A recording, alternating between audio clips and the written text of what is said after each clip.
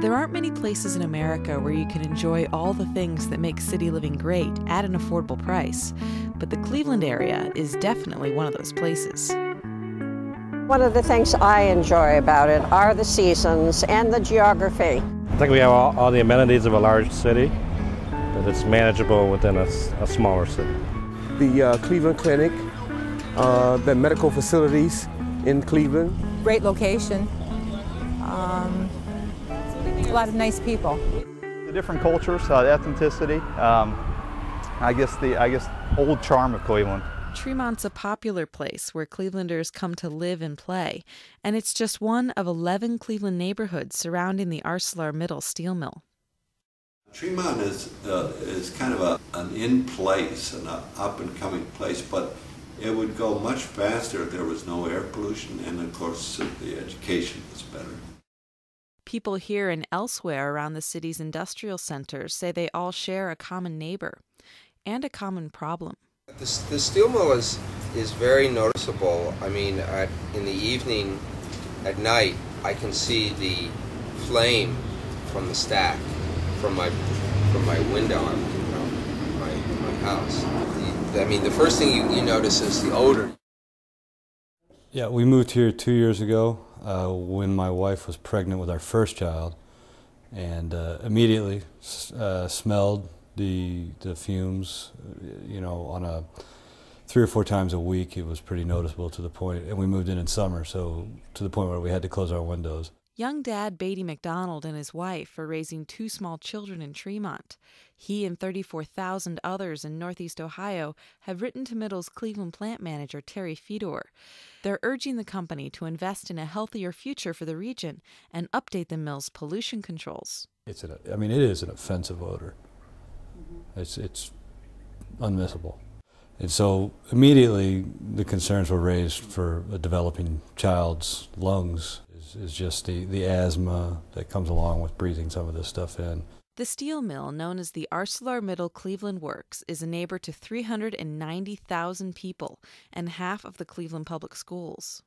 It sits in the Cuyahoga River Valley below Tremont and other Cleveland neighborhoods like Central, Downtown, Old Brookland, and Slavic Village. In 2006, its smokestacks emitted 22,000 tons of pollution, making it Cuyahoga County's largest polluter. The county's second largest polluter emits 4 times less than the steel mill. Bad sulfur. Rotten eggs at times, just terrible. And there's, just all sorts of soot all over our houses, and that's not good to live by.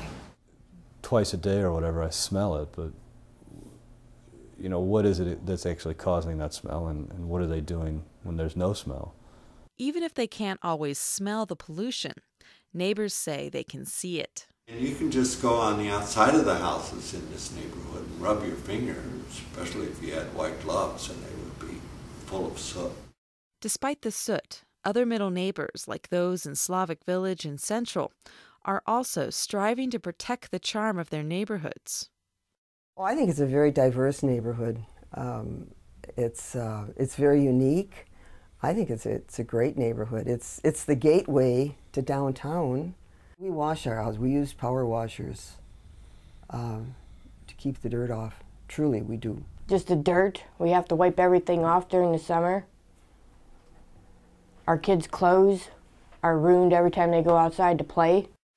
We don't have I don't have the money to go buy them new clothes every other day because that soot don't come out of their clothes.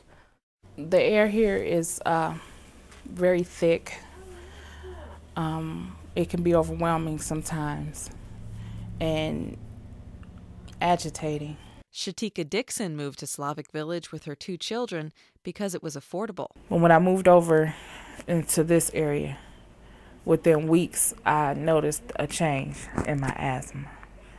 I was using my inhaler more frequently, and I had to change up different types of inhalers. My daughter had to change pills and inhalers, and we're using them more and more now.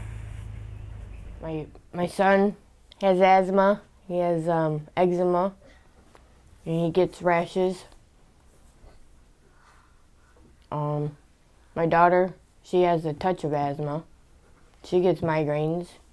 My son gets migraines. We know that if those particles are landing and doing that kind of damage to inanimate objects, what's it doing to us? What kind of a health effect will it have on us and the quality of our life? There is definitely an association that high air pollution levels and higher air pollution levels, be it from whatever cause, is not good for the general human health. In the past 2 decades, scientists have discovered links between the air we breathe and problems in our hearts and lungs like asthma and high blood pressure.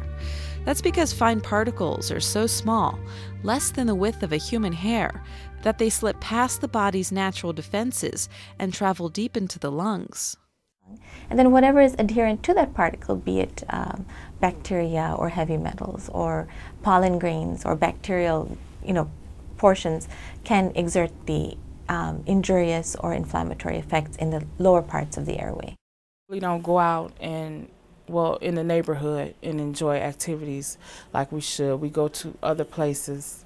We're like prisoners in our own home. We can't do nothing. Donna Lewandowski and her 2 children, Joey and Jimmy, share a property line with the ArcelorMittal Cleveland Works. At 4 years old, Jimmy's breathing problems have him using an asthma machine 3 times a day. And I got a letter from the doctor saying if I want him to play outside, that I should take him in a different neighborhood to play outside. Don't let him play in my backyard. But even inside, it's sometimes hard to escape the steel mill. There are times we have heard very strong noises, and we've tried to, like booming cannons, I looked out the window and I'm like, where's that airplane at?